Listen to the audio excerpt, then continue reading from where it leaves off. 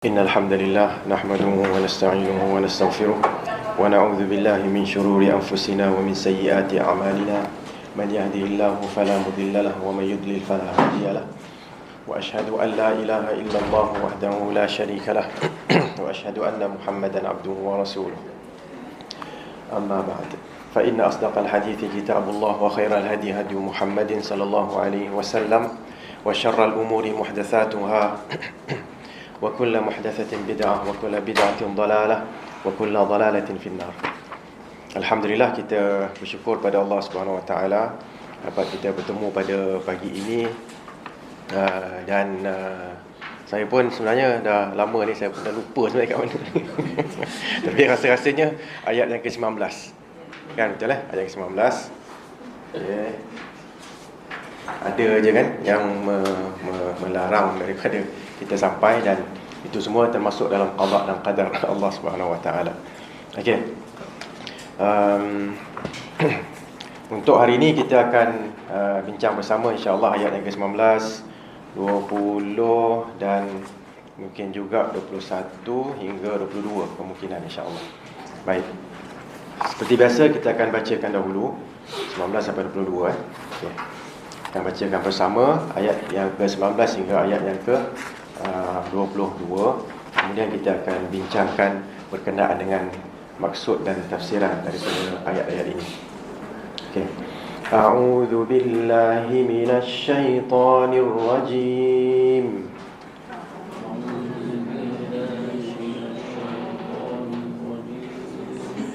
وَاقْصِدْ فِي مَشْيِكَ وَاغْضُضْ مِنْ صَوْتِكَ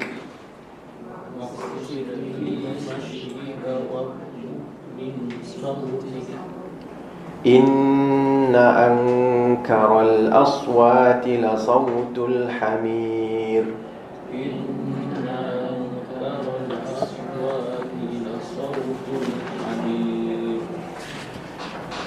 أَلَمْ تَرَوْا أَنَّ اللَّهَ سَخَّرَ لَكُم مَّا فِي السَّمَاوَاتِ وَمَا فِي الْأَرْضِ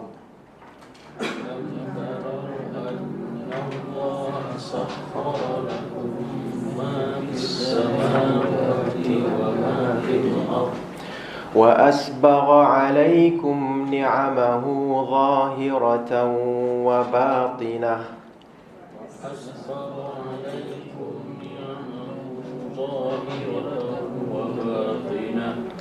وَمِنَ النَّاسِ مَن يُجَادِلُ فِي اللَّهِ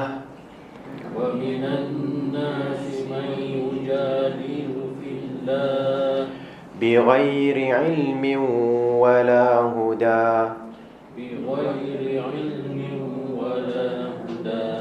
وَلَا كِتَابٍ منير وَإِذَا قِيلَ لَهُمُ اتَّبِعُوا مَا أَنزَلَ اللَّهُ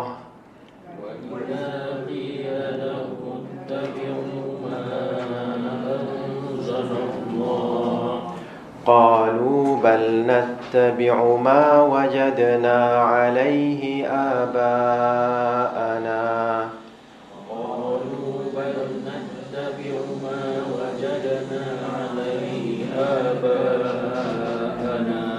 أَوَلَوْ كَانَ الشَّيْطَانُ يَدْعُوهُمْ إِلَى عَذَابِ السَّعِيرِ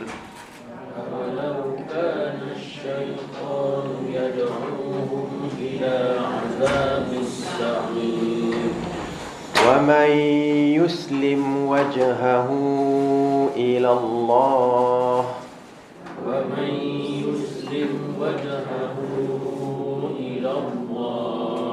وَهُوَ مُحْسِنٌ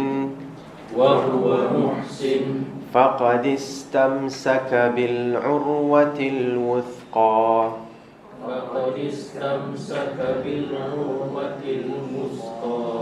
وَإِلَى اللَّهِ عَاقِبَةُ الْأُمُورِ.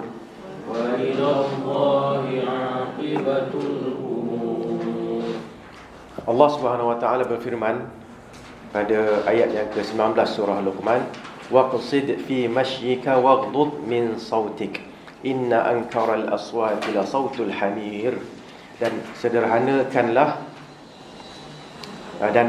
sederhanalah kamu dalam berjalan dan lunakkanlah suaramu. Sesungguhnya seburuk-buruk suara ialah suara keldai. Okey.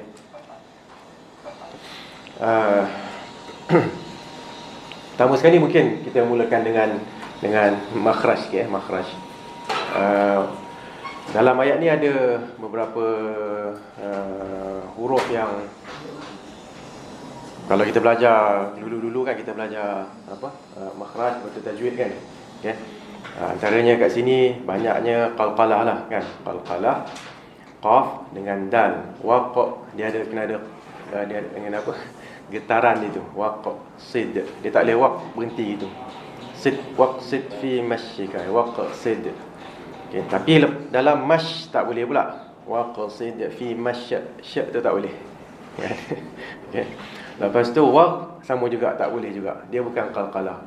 Lepas tu dad pun bukan qalqalah. Jadi kadang-kadang orang salah baca waq tu tak ada masalah. Waq dud. Dia macam dud. Dud tu kena berhenti je. Waq dud min sautik. Okey. Kaf tu bukan qalqalah tapi dia ada sedikit getaran. Okey. Tak apalah, sikit-sikit banyak-banyak kan penting ni. Dalam ayat ini Allah Subhanahu Wa Taala melarang semua bentuk kesombongan. Okey, seperti maksudnya rentetan daripada ayat yang sebelum ini, okey, yang merupakan larangan daripada semua bentuk kesombongan. Jadi dalam ayat ini Allah Subhanahu Wa Taala memerintahkan beberapa perbuatan yang menunjukkan yang menafikan perbuatan sombong. Okey, antaranya ialah berjalan dengan sederhana. Berjalan dengan sederhana. Saya rasa pada kelas yang lepas kita ada sebut kan beberapa tempat yang dibenarkan untuk berjalan secara sombong. Kalau tak ingat pun tak apalah, kita tanya soalan baru lah kan. Okay. Ada tak tempat yang dibenarkan kita berjalan secara sombong? Ada kan? Satu saja, iaitu semasa peperangan. Okay.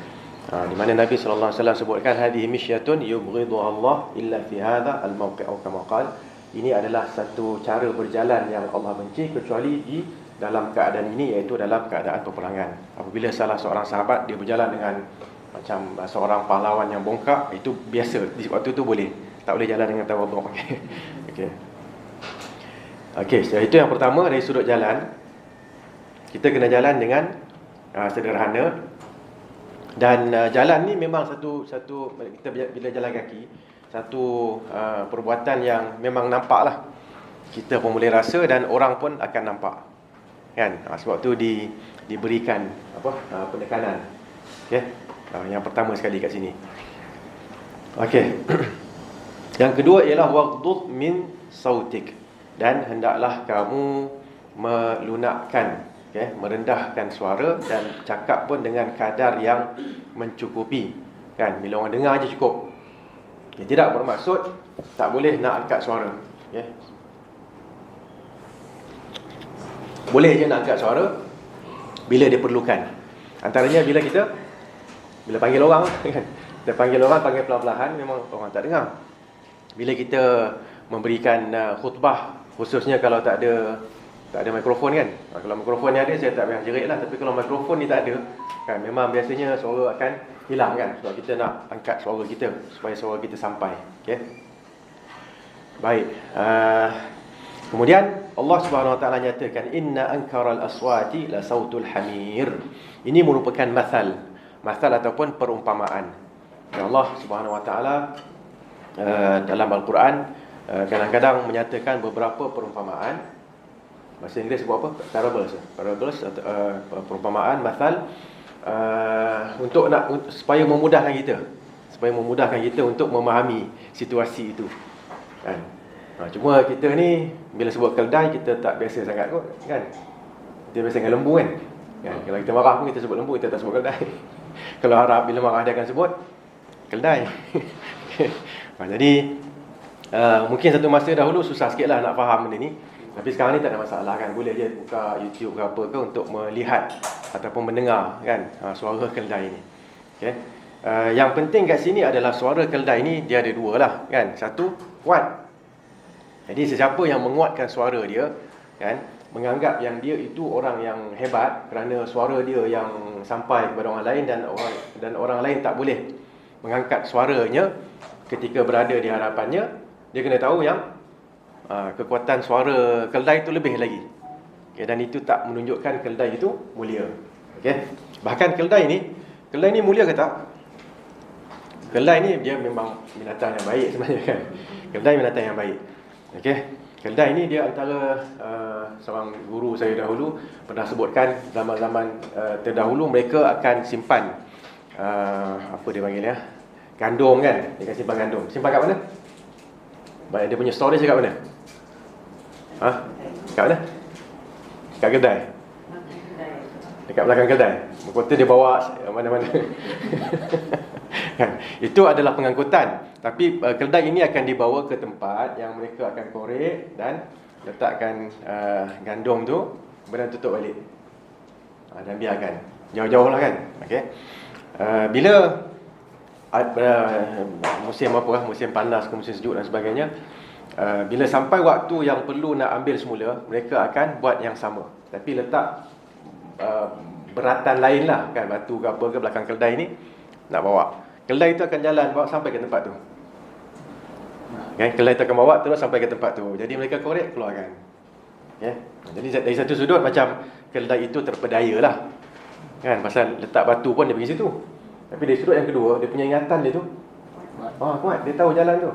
Manusia mungkin dah lupa dah, jauh jalan-jalan dah lupa kita dah ada pembangunan ke apa ke kan, kita dah tak ingat kan. Okay. Jadi keldai ini walaupun ada dan mana-mana binatang dan manusia pun, walaupun ada kebaikan dan keburukan, tapi kat sini kita nak tengok dari sudut masyarakat Arab. Bila sebut bila nak sifatkan orang sebagai tak pandai, tak cerdik, mereka akan sebutkan keldai. Okey. Baik. So yang pertama, suara keldai itu memang kuat. Okey. Jadi siapa yang merasakan suara dia kuat, dia jerit-jerit, dengan itu dia hebat, dia kena ingatlah perumpamaan yang Allah berikan di sini. Kan, dia tidaklah bila suaranya yang kuat itu tidak lebih kuat daripada suara keldai. Dan keldai itu tidak merupakan binatang yang terhormat kan. Dia dipandang rendahlah keldai ni. Okey. Baik, yang kedua ialah suara keldai tu, kalau siapa pernah dengar suara keldai kan, dia bukan suara yang best lah untuk buat ringtone kan. Kalau suara baby ke apa pun dah sabarlah juga kan. Tapi kalau suara keldai nak buat ringtone, biasa kita tak berapa suka lah kan. Satu lagi, syaitan dikaitkan dengan keldai kan. Maksudnya kalau apa?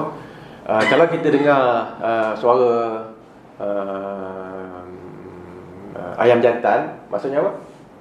Ayam itu melihat malaikat, angel kan. Okey. Biasanya waktu bila ayam jantan akan berkokok? Subuh lagi. Siapa yang ada kampung yang masih lagi ada ayam ni? Kan? Satu subuh, yang kedua ya, maghrib mungkin lah kot. Lagi bukan teka tau, yang cerita bukannya saya teka je tak boleh, bukan pukul 12 kan, tak jangan cerita jangan teka je. Saya nak apa yang pernah dialami. Yang kedua adalah 1/3 malam yang terakhir. Biasanya siapa yang bangun waktu tu ataupun dia tak berapa nak tidur kan, bergaduh dengan suami ke apa kan, dia akan dengar ayam tu berkokok waktu tu. Bagilah 3, malam tu bagi 3. Waktu tu dia akan, katalah 2.30 kan, waktu tu dia akan berkokok. Okey, gitu. Lagi 1, 2, dan ketiga, hingga saya tak ingat, lupa lah kan. Tapi boleh alami sendirilah kan. Dan Nabi SAW mengatakan, kalau kamu dengar ayam berkokok, maka mintalah kurniaan daripada Allah Subhanahu Wa Taala, kerana ayam melihat malaikat. Berbeza dengan himar ataupun hamir. Hamir ni banyak, himar tu satu. Okey. Himar ni biasanya dia akan berbunyi kan. Adalah hadis dah disebutkan apabila melihat syaitan. Okey. Ya, adalah orang buat lawak kan, dia kata kat Malaysia dengan Thailand tak ada. Budak Thailand lah kawan kan, dia kata Thailand tak ada syaitan. Masa tak ada bunyi keldai. Dia sebenarnya tak ada kedai kan. Itu lawak tak betul lah, tapi tak apalah. Okey, baik. Dengan itu, okey. Orang yang jadi ini perumpamaan ni dia sebenarnya nak memudahkan kita, kan? Memudahkan kita, tapi kita kena memahami perumpamaan mengikut keadaan tu. Jadi Arab zaman dahulu biasanya yang banyak kat sana adalah himar ataupun keldai. Jadi diberikan perumpamaan begitu. Okay, daripada sini apa faedah yang kita dapat untuk kehidupan kita? Ni namanya tadabbur lah kan. Dah tafsir dah, tadabbur lah pula. Sambil-sambil tu. Apa yang kita dapat? Kalau kita nak memberitahu kepada seseorang tentang bahayanya sesuatu, kita boleh apa? Antara caranya adalah menjelaskan dengan memberi perumpamaan. Contoh, kan? Bahasa lain contoh kan. Contoh, nampak tak dia ni buat macam ni? Nampak apa jadi kat dia? Kan? Yang anak-anak kita boleh nampak lah, kan? Kawan-kawan kita boleh nampak. Jangan bagi benda yang dia tak boleh nampak dan tak boleh faham. Okay? Contoh tu kena contoh yang dapat dilihat oleh anak-anak, okay? Khususnya lah, okay, adik-adik dan kawan-kawan kita. Okay? Okay. Ini merupakan apa? Sedikit daripada beberapa kata-kata hikmah daripada Luqman alaihi salam kepada anaknya. Dan para ulama tafsir mereka telah menyatakan banyaklah kan, sekitar 28. Ada yang Al-Alusi dalam kitab tafsirnya menyebut 28 wasiat. Kemudian siapa dia, Ibnu Ashur pula sebut 70 wasiat. Dekat sini adalah beberapa wasiat yang kita boleh tambahkan sedikit. Antaranya Luqman berkata, ini tambahan sahaja, boleh catatlah kalau nak catat, iaitu Luqman berkata, ya bunayya iyyaka wad-dain fa innahu dhullun nahar wa hammul lail. Wahai puteraku, wahai anakku, berhati-hatilah engkau dengan hutang. Sesungguhnya hutang itu adalah kehinaan di siang hari dan kegelisahan di malam hari. Ini antara hikmah Luqman alaihissalam memberi amaran kepada kita daripada berhutang. Okey, hutang kalau yang perlu-perlu tak apalah kot kan. Tapi kalau yang tak berapa perlu tu, kalau boleh jangan jangan di-explore lah hutang tu kalau seboleh-bolehnya. Okey. Dan kalau nak berhutang pun kena pasang niat untuk bayar. Kan, lambat laun saya akan bayar juga. Itu kena ada niat tu. Baik. Dan Nabi SAW pun pernah sebutkan, la tukhifu anfusakum ba'da amniha. Janganlah kalian menakutkan diri kalian setelah aman, kan? Dapat keamanan, menakutkan, mencipta ketakutan kembali. Okey. Para sahabat bertanya, apakah itu wahai Rasulullah? Apa maksud jangan create ketakutan, jangan ciptakan ketakutan selepas diri merasa aman? Baginda menjawab, ad-dain, iaitu hutang. Kita dah elok semua kan, tiba-tiba ada nampak benda-benda yang rasa macam nak tukar tu, nak tukar ni, hutang.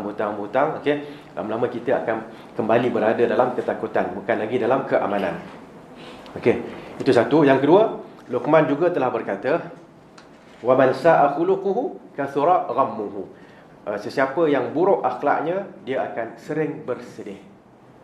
Okey, siapa yang akhlak dia buruk, dia akan sentiasa bersedih. Dan ini menepati apa yang Nabi SAW sebutkan, innama bu'ithtu liutammima salihal akhlaq. Sesungguhnya aku diutuskan untuk menyempurnakan kemuliaan akhlak. Okey. Dan mungkin kita pernah rasalah benda ni. Kan? Manusia ni dia banyak kan, dia ada yang memang lahir-lahir nangis. Memang kot kan, ada yang lahir tak menangis. Kan? Ada kot diriwayatkan, disebutkan seorang periwayat hadis yang digelar Ad-Dhahhak. Kan, Ad-Dhahhak iaitu orang yang banyak gelak. Diriwayatkan masa dia lahir tu dia gelak, dia tak nangis. Tak tahu betul wallahu alam. Tapi biasanya kita akan menangis lah kan.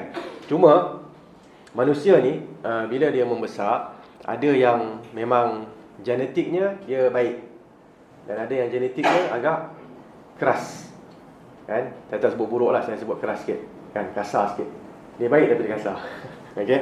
Kalau kita minta sesuatu, dia akan baling lah cerita dia baling. Pada dia tu benda biasa.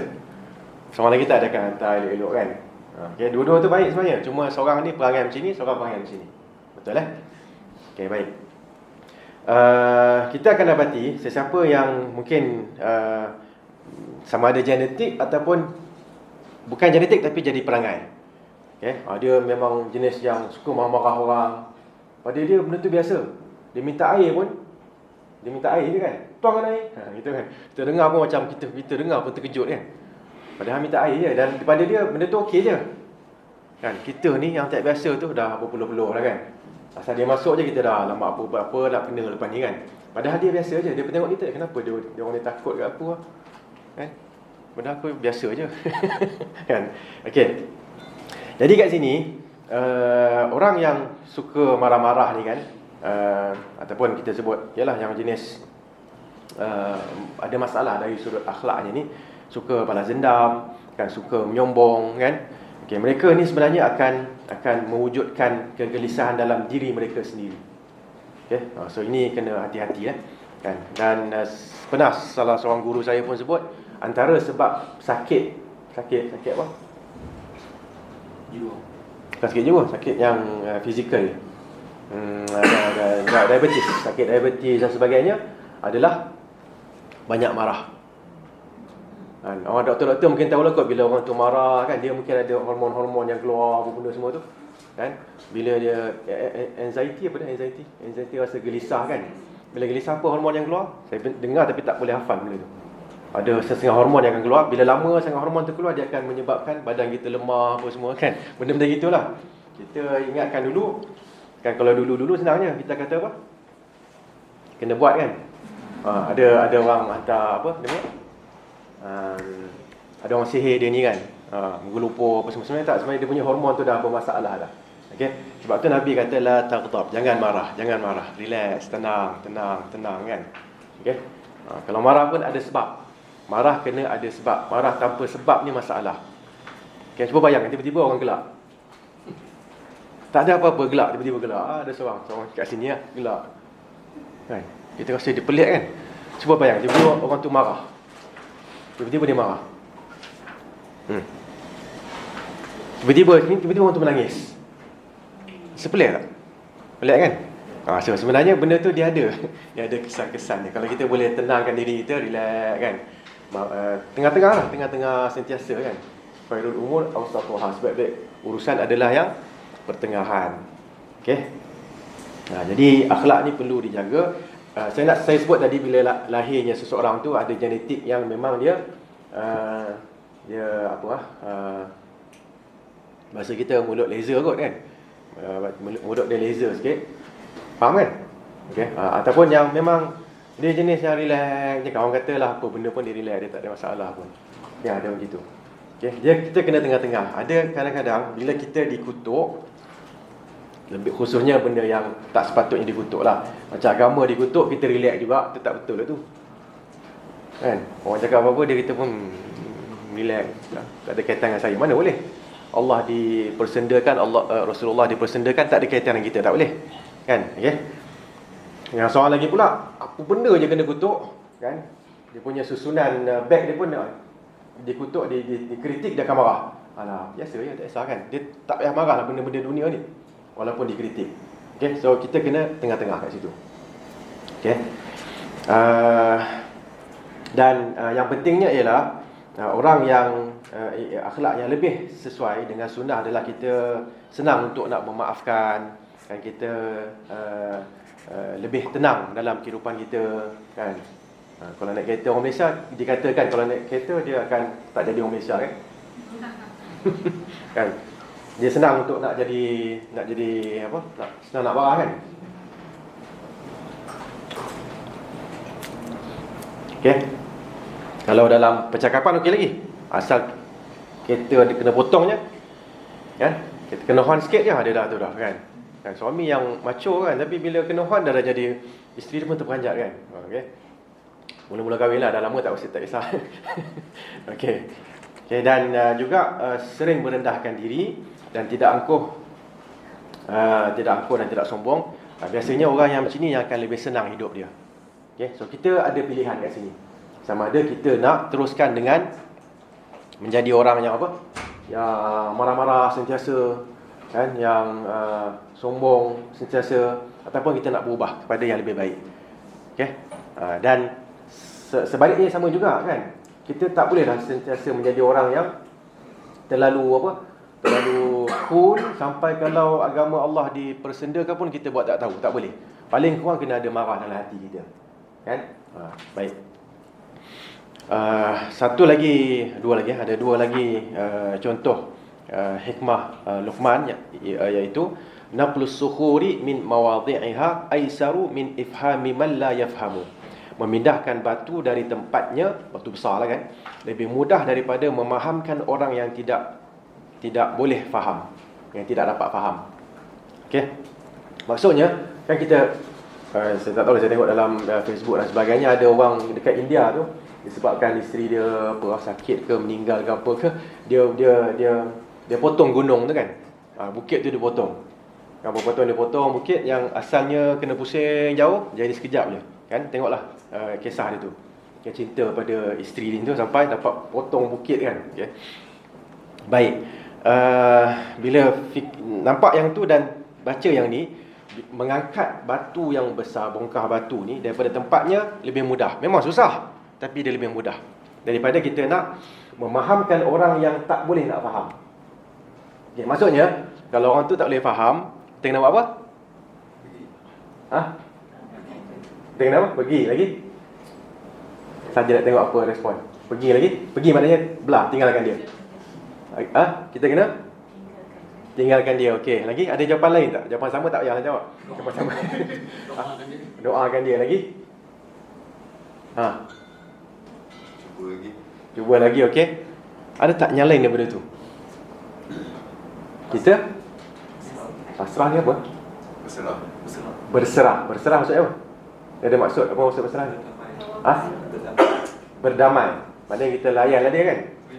Terima dia. Kita terima dia. Okey. Ini penting sebenarnya tau. Saya tak tahulah, saya hidup tak lama sangat, 49 tahun je kan. Tapi setakat ni lah kan. Tapi kadang-kadang kita tengok.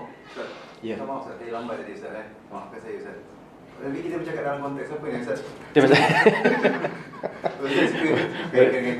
Bercakap dengan konteks ayat yang ke-19.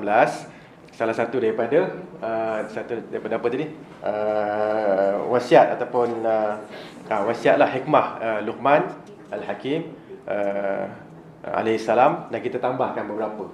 Ini daripada ulama tafsir yang lain lah kan. Okey. Jadi kalau ada orang yang kita bila nak fahamkan sesuatu yang baik pada dia tak berapa nak boleh faham, kita layan dia dulu. Kan? Kalau boleh jangan tinggalkan dia lah. Kan? Kalau dia menyakiti tak apalah, tinggalkan. Tapi kalau dia taklah menyakiti, kan, cuma dia belum faham lagi, jangan tinggalkan dia. Ini ya. Berapa lama tu? Selagi mana mampu. Pasal dia kalau berkait dengan isteri kita, suami kita, anak kita kan, memang tak boleh tinggal lah. Kan? Siapa lagi nak nasihat dia orang? Tapi kadang-kadang tinggalkan sikit tu tak apa. Sayang apa? Sayang bini apa? Sayang isteri apa? Tinggalkan dia. Okey, sayang anak apa? Tangan-tangan. Okey. Dia punya huraian cerita lain lah kan. Tapi nak ceritakan kat sini, kalau kita kena fahamkan orang. Tapi kalau tak boleh nak fahamkan, kita layan mereka mengikut kefahaman mereka. Yang ni kalau kita boleh buat, tak ada masalah suami isteri, tak ada masalah anak beranak. Kan? Ada orang datang kan, Ustaz, suami saya macam ni. Saya bukan kaunselor tau, saya ustaz. Tapi kadang-kadang orang percaya ustaz lagi, tak tahu kan. Kita bawa lah beberapa hadis macam ni kan. So, Ustaz, isteri saya macam ni. Kan? Dia macam susah nak faham isteri dia susah nak faham suami dia. Okey. Kenapa? Kalau yang isteri ni biasanya, suami kan jenis tengok bola apa sampai malam-malam kan. Okey, qiyamul lail dia bola lah. Okey, Allah Ustaz. Mungkin dia solat juga, lepas tu dia tengok bola kan. Tapi solat dia laju lah pasal nak tengok bola tu kan. Okay, pada saya okey lah. Daripada dia tak solat. Daripada dia tengok bola tak solat, lebih baik dia solat dan tengok bola. Betul tak? Tapi setengah-setengah isteri tak boleh. Tak boleh Ustaz. Itu tak kena, dia tak ikhlas. Pula lah kan, dia lebih mendalam. Dia tak ikhlas tu tak apalah, biarkan, doakan untuk dia tu kan. Okey. Setengah orang bila kahwin, mungkin isteri dia terpakai masih lagi nampak jambul-jambul sikit kan. Dia pakai tudung, okey lah juga. Ustaz, macam mana isteri saya macam ni, dia pakai tudung, okey lah tu, boleh lah. Orang kata, Ustaz membenarkan. Saya tak membenarkan, saya kata okey, daripada dia tak pakai. Betul tak? Daripada dia tak pakai tudung, Dia pakai scarf. Dia tak pakai tudung, tapi dia pakai scarf.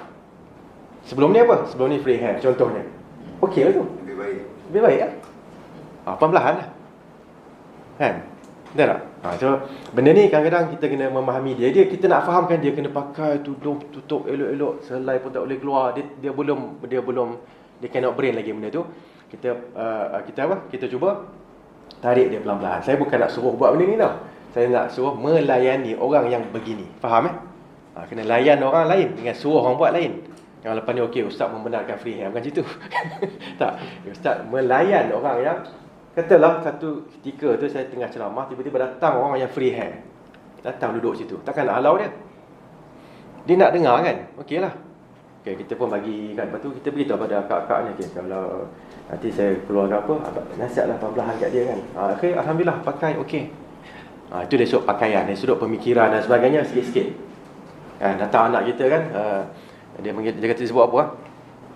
Tiba-tiba lah dia sebut kan, dia kata saya baru dengar baru ni lah kan, seorang lecturer datang dari Algeria. Dia kata mak dia dulu belajar dekat dalam sekolah-sekolah Perancis masa jajahan dulu.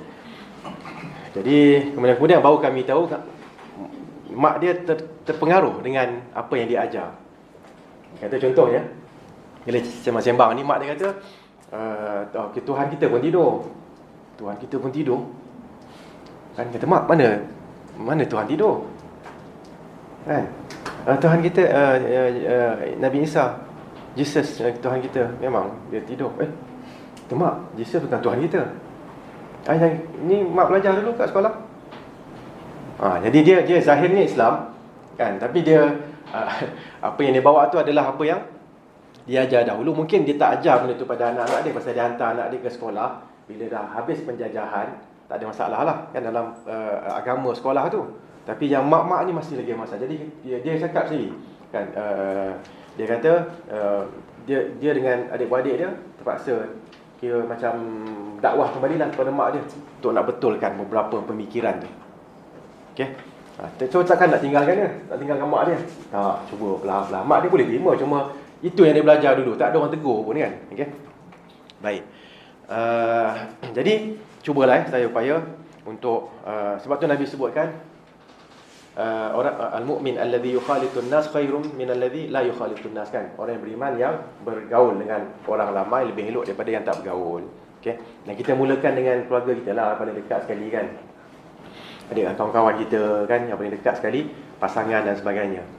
Okey.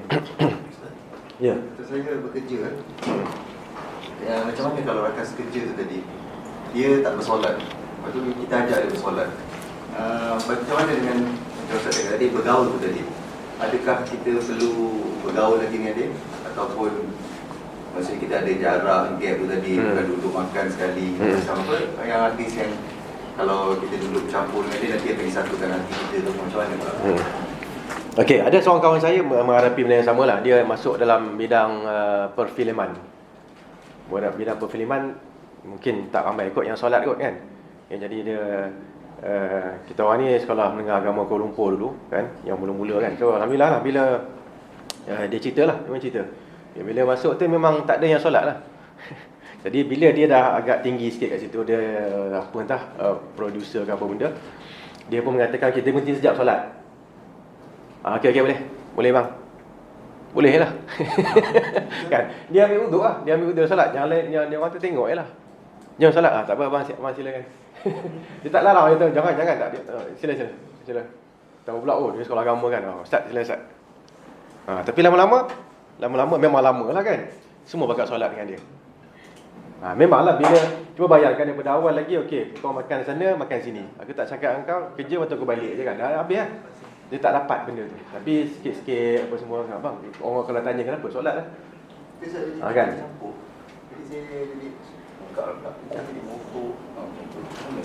Kena benda-benda tu kena tahan. Kita kena cuba tahan benda tu kan. Tapi cara nak tahan kena jelaskan terus. Kalau dia offer kan, tak keluar kan. Tak keluar kan. Kalau rokok mahal tak tu kan. Saya tak merokok. Kena ingatkan saya tak merokok. Kadang-kadang terambil juga, bang, tak rokok kan? Tak. Gitulah cara dia.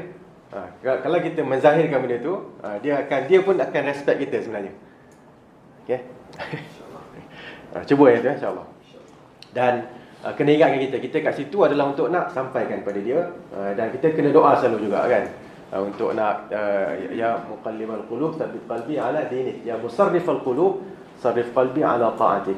Wahai Tuhan yang membolak-balikkan hati, tetapkan atas agama. Satu lagi, wahai Tuhan yang musarrif, ini sama juga lebih kurang, yang menggerak-gerakkan hati, halakan, yang menghalakan hati, halakan hatiku ke atas, ke arah ketaatan. Okay, agama dah okey dah kan, tapi ketaatan tu pula, sebab tu ada dua doa tu kan. Okey, baik, insya-Allah. Dan terakhir kat sini, ya bunayya la takun hulwan fatubla wa la takun murran fatulfam. Okey, wahai anakku, jangan jadi manis lalu engkau ditelan, jangan pula jadi pahit lalu engkau dimuntahkan. Ini yang kita sebut tadi, tengah-tengah tu. Jangan terlalu baik sangat sampai dipijak-pijak kan. Jangan terlalu keras sangat sampai orang pun tak berani dengan kita kan. Dia nak cakap kita pun ketar kan, takut dia akan cakap dengan orang lain. Okey, baik. Dengan itu kita kena sentiasa melihat kepada apa dia panggil ni, akhlak-akhlak yang mulia, okay, yang diajarkan oleh Rasulullah sallallahu alaihi wasallam, dan juga yang terdapat dalam beberapa ungkapan para ulama, para anbiya kan, para aulia, okay, agar kita sentiasa berusaha untuk menepati akhlak yang mulia itu. Okey. Okey, baik. Kita teruskan dengan ayat yang ke-20. Alam tarau anna Allah sakhkhara lakum ma fis samawati wa ma fil ard wa asbagha 'alaikum ni'amahu zahiratan wa batinah. Tidakkah kamu memperhatikan bahawa Allah telah menundukkan apa yang ada di langit dan apa yang ada di bumi untuk kepentinganmu, dan menyempurnakan nikmatnya untukmu lahir dan batin, zahir dan batin. Wa minan nasi may yujadilu fillahi bighairi ilmin wala hudan wala kitabin munir.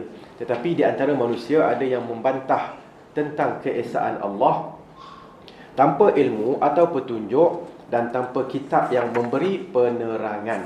Okey. Okey, baik. Ayat ini jelas menunjukkan apa?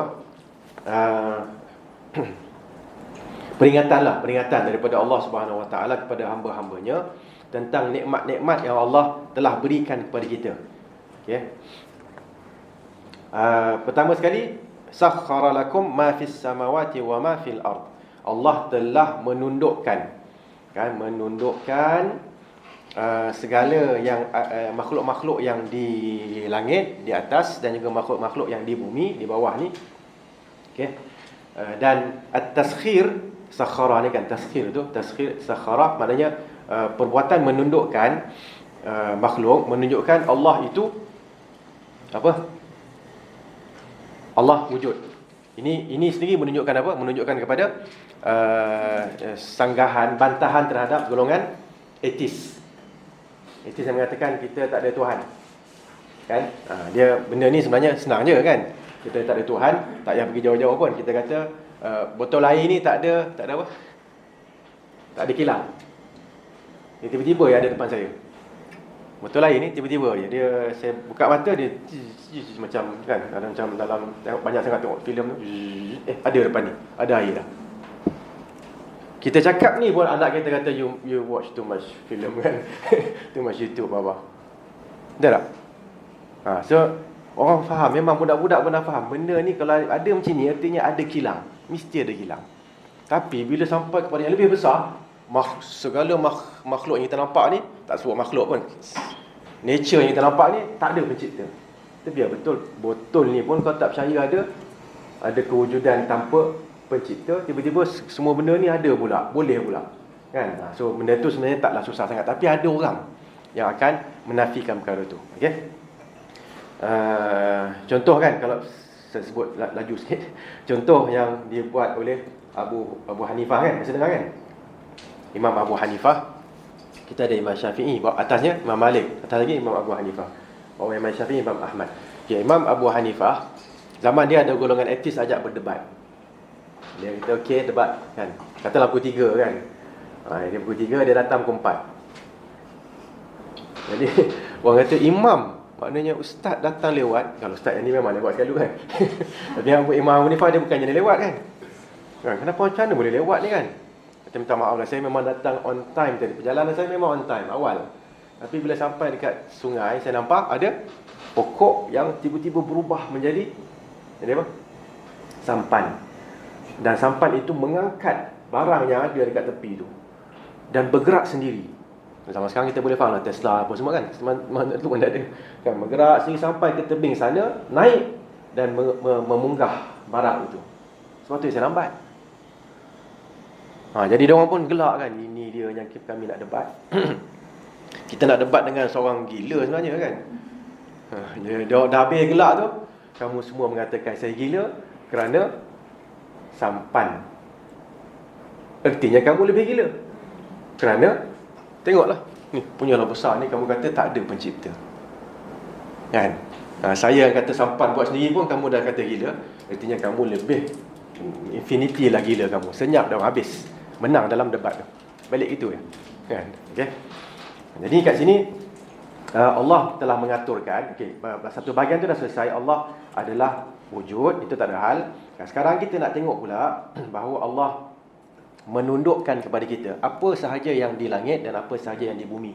Kan? Maknanya langit lepas tu Allah sebutkan lagi bukan. Dalam ayat lain Allah sebutkan dalam suratul Anbiya ayat yang ke-33, wa huwal ladzi khalaqal laila wan nahar. Allah ciptakan malam dan siang. Wasyamsa wal qamar kullun fi falakin yasbahun. Semua itu adalah untuk semua itu bergerak dengan apa? Dengan peraturan yang jelas daripada Allah Subhanahu wa taala. Okey. Dan dalam ayat yang kita sedang baca ini, lakum sakhkhara lakum, Allah buat untuk kamu. So malam dan siang kita kena manfaatkan. Okey? Kita kena manfaatkan. Memanglah secara zahirnya siang untuk kerja, malam untuk rehat. Tetapi ada juga kadang-kadang shift tu kadang-kadang berubah sikit. Ada yang kerja malam, kerja siang. Yang pentingnya untuk mencari rezeki yang halal. Okey? Untuk mencari rezeki yang halal. Dan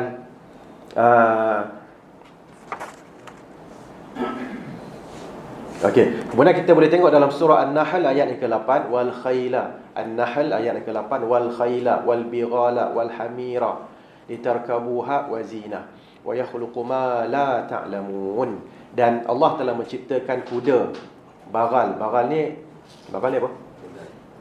Campuran keldai dengan kuda kan?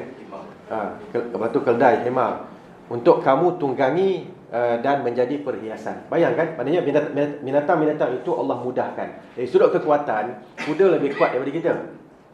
Kan, disepak sekali kita dah patah lah. Tapi macam mana kita boleh menguasai dia? Allah yang sakhkhara lakum. Allah telah menundukkan mereka untuk kita. Okey? Jadi ini semua adalah nikmat-nikmat yang Allah berikan kepada kita, kan? Dan nikmat ini Allah sebutkan wa asbagha alaikum, dan Allah telah pun menyempurnakan nikmatnya. Kan? Zahiratan wa batina. Ini kita nak bincangkan sikit secara zahir dan secara batin, kan? Secara zahir dan secara batin. Okey. Nikmat yang zahir ini apa dia? Nikmat yang zahir ada dua aspek, duniawi dan ukhrawi. Dunia dan agama. Itu nikmat secara zahir. Okey. Contohnya kan? Contohnya orang yang lahir kat dunia. Okey. Dan dia dapatlah hal-hal yang dunia ni seperti harta, rumah, pasangan, tak lapar, ada je makanan kan. Sentiasa ada alhamdulillah kan. Okey. Dan nikmat yang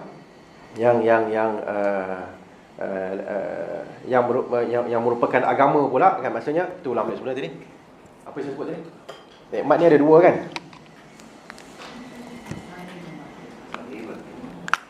Okey, nikmat yang zahir adalah duniawi dan agama. Okey, dia ada nikmat ni ada zahir, nikmat.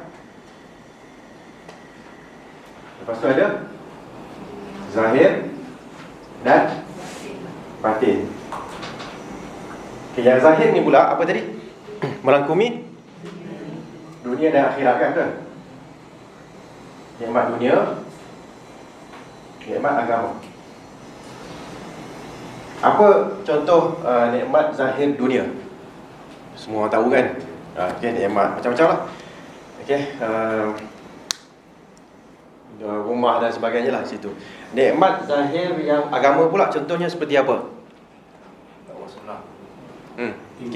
Kita dapat melaksanakan benda tu. Kan kita kat Malaysia boleh tak nak beriman? Boleh. Kan boleh tak nak buat apa-apa yang berkaitan agama? Boleh. Tapi setengah-setengah tempat tak boleh. Azan pun kena kawasan tu je, azan tu kat situ je, tak keluar-keluar jauh-jauh. Kan? Okey. Apa lagi? Lepas tu nikmat yang batin pula dapat ditinjau dari dua aspek yang sama, iaitu duniawi dan dunia dan juga agama. Okey. Sama juga kat sini. Kalau gitu gambar rajah ni kena padam sikit. Sorry lah. Okey. Kita bagi macam ni lah. Kita letak apa tadi? Dunia, agama dan agama. Okey, jadi kita akan buat gambar rajah bawah kat situ lah. Okey. Okey, so dia terbagi dua, zahir, okey, dan batin. Okey. Lepas tu apa zahirnya dalam apa nikmat yang zahir dari sudut dunia, apa nikmat yang zahir dari sudut agama. Sekarang ni apa nikmat yang batin dari sudut dunia dan apa nikmat yang batin dari sudut agama. Contohnya nikmat batin dalam hal dunia, apa dia? Dia nikmat batin. Apa maksud batin? Tak nampak lah batin. Zahir nampak. Kan? Datang bawa handbag, nampak handbag tu. Dalam handbag tu itu batin. Dalam tu nikmat ke azab? Kalau tak ada duit, azab lah. Kan? Tapi kalau ada duit, lepas tu kalau tak ada duit, minta lah kat suami ke siapa kan. Nanti dapatlah, akan disalurkan nikmat tu melalui suami kita. Jangan syukur pada suami, lupa pada Allah pula. Syukur pada Allah tapi terima kasih pada suami. Okey. Okey, baik. So apa contohnya? Yang mana itu kita start dengan dunia dulu.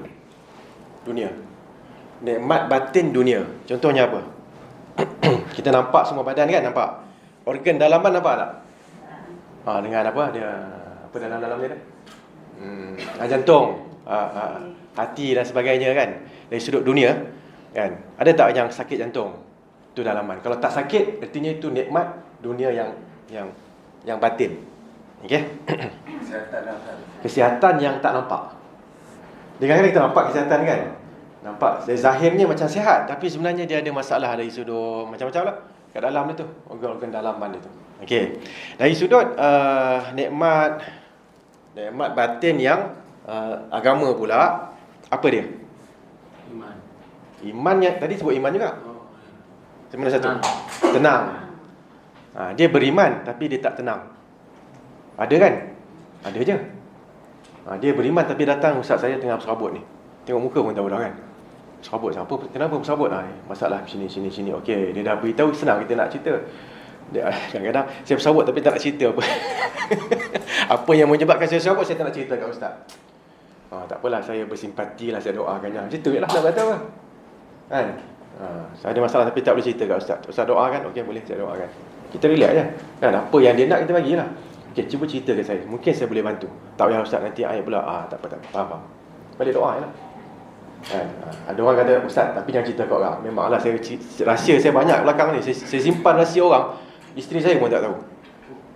Kan? Banyak. Nak dengar satu dua? Tak ya. Banyak kan. Ada orang sini. Okey. Dia datang macam tak ada masalah kan. Banyak simpan je lah. Nak buat macam mana. Kan orang dah, bila orang dah bertanya kepada kita kena simpan lah. Benda tu akan keluar dari contoh-contoh. Ada orang macam ni, Contohnya kita cakap kata ini adalah apa yang orang tu cakap. Si A cakap tentang suami dia pula cakap tak ada. Contoh-contoh umum itu dah akan keluar lah. Okay. Nikmat dia ustaz lah, orang suka dengan kita. Tapi kena jaga jangan lebih-lebih pula. Okey, baik. Ketenteraman, keyakinan, lagi apa lagi? Yakin ada Tuhan. Kan? Itu dia zahir ke batin? Apa beza? Okey, nampak macam ada confuse sikit. Nikmat agama zahir dengan batin, apa beza dia? Kalau berjalan pergi masjid, itu nikmat apa? Nikmat agama yang zahir ke batin? Zahir. Okey. Percaya, keyakinan yang mantap, yang tak diganggu oleh masyarakat tentang Tuhan, tentang Allah. Itu zahir ke batin? Batin. Kadang-kadang kita percaya kan, tapi diganggu oleh kerajaan. Bukan kerajaan Malaysia lah, kerajaan lain lah. Pergi tempat lain kan, kata ustaz, kami ni ustaz, kami first generation, kami yang berhijrah, first generation pun dah ada masalah ustaz. Macam mana? Kan, dekat Australia ke mana kan, second generation lagi lah. Satu dalam bahasa Melayu dia tak tahu kan, kita ni bahasa Inggeris kita taklah pandai sangat. Nak huraikan boleh lah hurai sikit, tapi dia ada masalah. But they teach, they taught us at school macam ni. Sudahlah, kata medok. Dan Allah kata macam ni. Oh, really? Tunjuk dia semula kan. Okay. So macam mana nak deal dengan yang kat sekolah pula?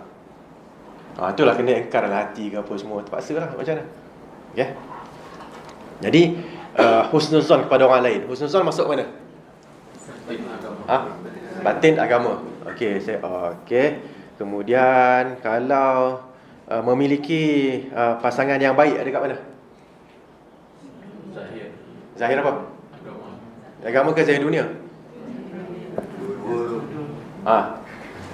Apa beza antara dunia dengan akhirat ni? Dapat minum dunia ke akhirat? Dunia. Dapat minum. Kalau tak minum tak boleh beribadat, tak dapat itu. Apa macam mana nak bezakan? Senangnya, kalau benda tu semua orang buat, dunia lah. Minum, orang kafir buat tak? Minum. Orang kafir pakai baju tak? Pakai baju. Itu dunia lah. Orang kafir dapat tak ketenangan, keyakinan adanya Allah yang Maha Esa? Dia tak dapat yang tu. Dia percaya ramai Tuhan. Dia percaya Tuhan ya betul. God Father ada, tapi ada juga Jesus Son of God. Dia tak dapat yang tu. So itu kalau kita je umrah, solat. Mungkin orang kafir tu datang dia, can I pray with you? Meh duduk sekali. Dia solat, tapi dia solat ke? Dia ikut je, dia tak solat. Dia ikut solat kita, tapi dia tak solat dengan keimanan. Dia tak buat lah. Kan? Itu beza dia. Sakit. Kita jalan sakit, injured. Siapa dapat pahala? Kita ke kawan kita yang kafir ni? Kita. Kenapa? Diampunkan dosa. Katalah pergi kerja, kita pergi kerja, dia pergi kerja juga. Kita sama accident. Semoga Allah pelihara kita. Tapi dan kita cedera, dia cedera. Siapa dapat pahala, siapa tak dapat pahala? Kenapa kita dapat pahala? Kerja satu, first kali. Kerja tu adalah ibadat pada kita, pada dia. Itu benda, dia kata dah memang, kalau tak aku mati kan. Kalau tak kerja aku mati. Itu tak, kita kerja tu, kalau tak kerja ni pun ada kerja lain, tak mati insya-Allah. Tapi kita yakin kerja tu adalah satu ibadat. So bila kerja untuk ibadat, kita cedera semasa kerja, kita dapat pahala lah. Okey. So itu yang membezakan. Kalau benda tu semua orang buat, benda dunia. Boleh, tapi kalau benda tu hanya orang Islam saja buat, namanya agama. Boleh. Saya kosongkannya lah, pandai-pandai lah isi nanti. Pagi tadi saya mengalami situasi yang sama. Isteri saya pun ada juga. Jiran tu cakap, kalau tak kerja nanti, dia orang Cina lah kan. Kalau tak kerja nanti, kita tak tahu nak buat apa. Saya pun kadang-kadang tadi pun saya macam terikut juga percakapan macam tu. Kalau tak kerja nanti, tu tak boleh nak fikir lah, tak boleh nak, maksudnya tak boleh nak, yalah duit tak ada. Adakah saya punya mindset ni sama macam dia? Kenapa saya tak cakap ni kerja, kita orang Islam beribadat. Jadi dengan ni saya tak boleh nak cakap macam tu. Adakah saya ni sama macam dia? Dia tak boleh cakap, isunya saya tak boleh cakap pada orang tu lah. Kalau tak boleh cakap, dia lain. Ada kita kadang-kadang kita takut kan nak cakap pada orang yang bukan Islam ni, orang kafir ni, takut nak cakap. Kan? So itu lain itu lain. Itu mungkin iman kita lemah ke apa. Tapi sebenarnya kita yakin yang kita ni buat kerja memang nak cari rezeki halal. Itu memang tak ada masalah macam tu. Kan? Cuma kita nak sebut kat dia, takut dia tersinggung lah, takut tu lah, takut ni lah kan. Kita kadang-kadang kita kalau tak mampu biarlah. Tapi kalau yang bestnya kita cuba je sekali. Bila kita cuba je sekali kan, dia sebenarnya orang tak kisah pun. Bahkan orang akan respect kita. Satu masa lalu saya ada bagi Quran lah pada seorang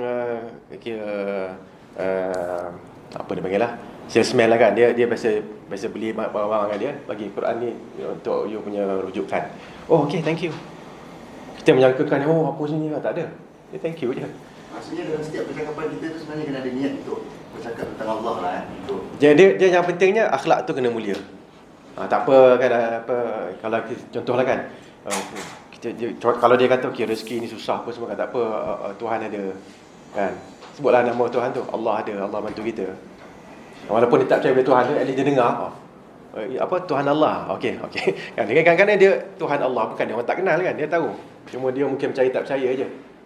Kan? Okey, baik. Kemudian Nabi SAW ada sebut. So jelas kat sini ya. So nikmat-nikmat tadi tu, wa asbagha alaikum ni'amahu. Allah telah menyempurnakan untuk kalian, untuk kamu semua, nikmat-nikmatnya yang zahir dan juga yang batin. Okey. Kita kena pergi pada ayat yang selepas tu nanti. Okey, baik. Sebelum tu. Sekarang ni ada tak orang yang nikmat tu bila dah dapat selalu, dia macam lupa itu adalah nikmat? Ada tak? Contoh apa? Saya. Bukan contoh. Bukan contoh siapa, contoh apa? Apakah contoh itu? Makanan kan. Kita tengok Palestin, tengok tak boleh makan. Kita makan sampai memilih-milih. Kan? Memilih-milih kan. Kadang-kadang pergi punyalah jauh tu nak makan je. Orang Malaysia kan, tahu? Pergi ke tempat tu sejam 2 jam sanggup pergi nak makan. Dan sampai sana tak puas hati pula pasal cook tu tak ada. Maknanya chef tu tak ada. Marah kita kan. Apa ni saya datang jauh-jauh 2 jam saya jalan tau. Takkan buat macam ni. Okay?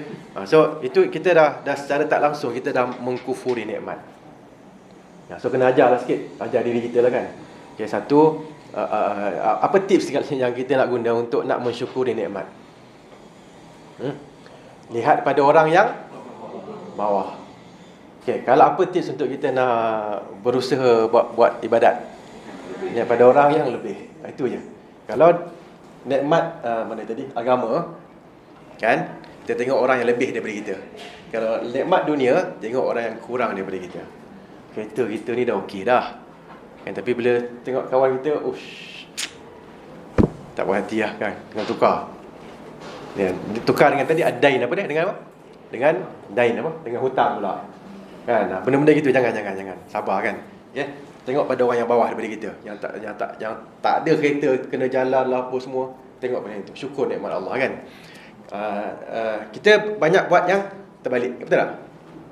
Dalam dunia kita tengok orang yang lebih, dalam agama kita tengok orang yang bawah. Saya okey lah, dia tak semayang, saya okey. Kan? Dia tak semayang lagi, saya okey. Kan? Ustaz, dia tu Ustaz, dia punya mulut dia Ustaz, kalau Ustaz dengar, bernanah telinga Ustaz. Mulut saya kira okey lagi Ustaz. Terbalik kan? So sebenarnya Nabi Muhammad dah beritahu pada kita tipsnya kan, dalam dunia akhirat macam tu. Tapi tak bermaksud jangan faham pula lepas ni semua kena jual barang, kena jadi homeless. Tak, bukan itu, jangan faham macam tu. Ada orang dia kadang-kadang kita tak cerita ni, tak kira dia jual barang, esok dia datang, Ustaz saya dah jual semua barang. Kenapa? Dan Ustaz kata kena kan, tipsnya Nabi bagi, tak, kena ada. Kan? Tapi jangan apa orang kata salah dalam menghadapi nikmat tu. Okey. Jadi kena ingat nikmat-nikmat ni kita kena sentiasa dipanggil muhasabah. Bila Allah dah sempurnakan, Allah sebut kat sini, wa asbagha alaikum ni'amahu zahiratan wa batinah. Allah menyempurnakan nikmatnya ke atas kamu secara zahir dan juga secara batin. Okey. Tapi Ustaz lainlah, dia punya akaun dia banyak, Ustaz saya tak banyak. Ustaz gaji dia banyak, Ustaz gaji saya sikit. Kita nak kira nikmat Allah berikan kena sama ke? Dia tak semestinya sama, tapi ada.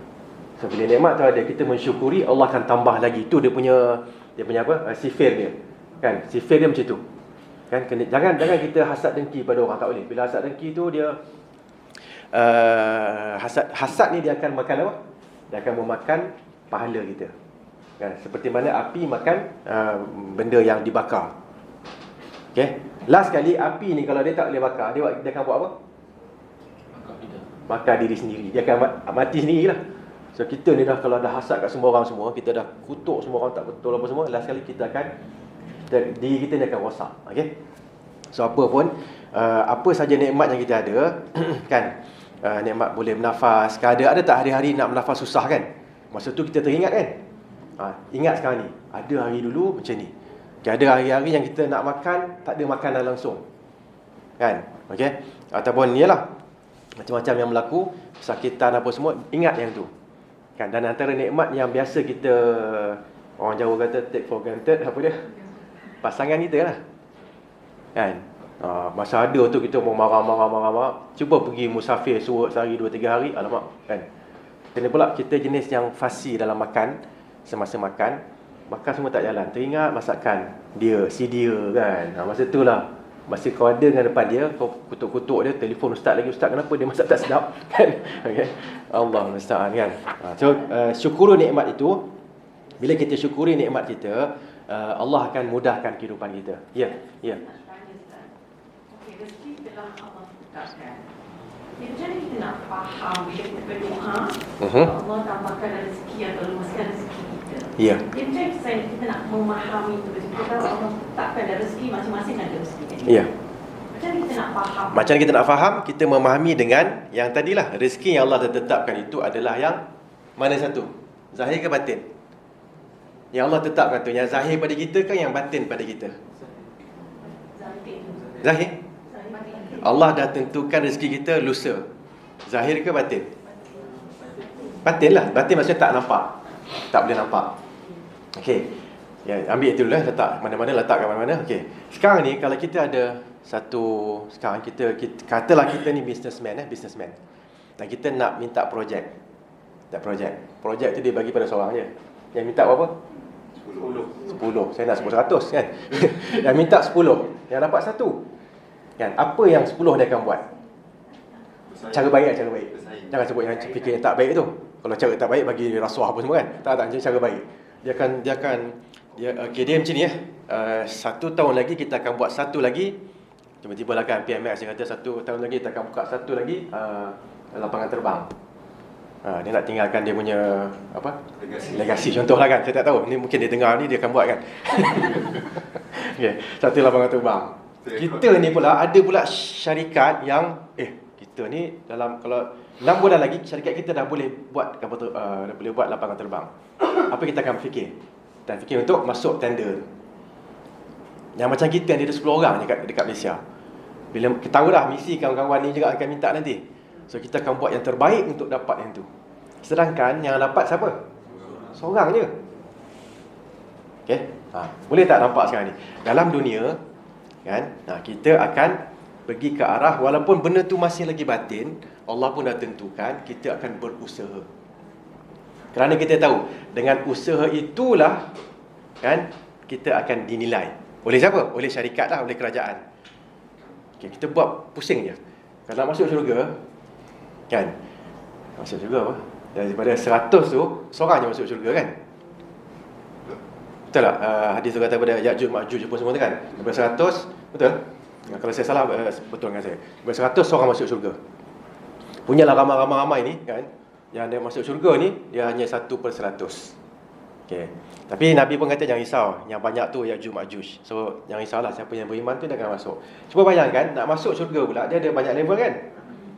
Yang menentukan level kita semua ni. Sekarang ni kita tahu dah benda tu semua ada. Benda tu semua ada. Okay? Level-level ada 100 level dalam syurga. Kan? Tak apa. Sekarang ni kita tahu tak benda tu?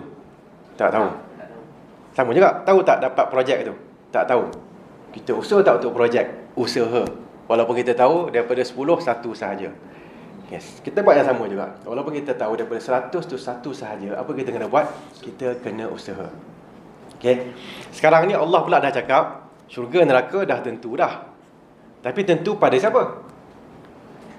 Tentu pada Allah. Boleh tak jadi syarikat tu sendiri, kerajaan pun dia tengok 10 syarikat ni, aku nak bagi dia yang ni sebenarnya. Tapi kau semua kena minta lah.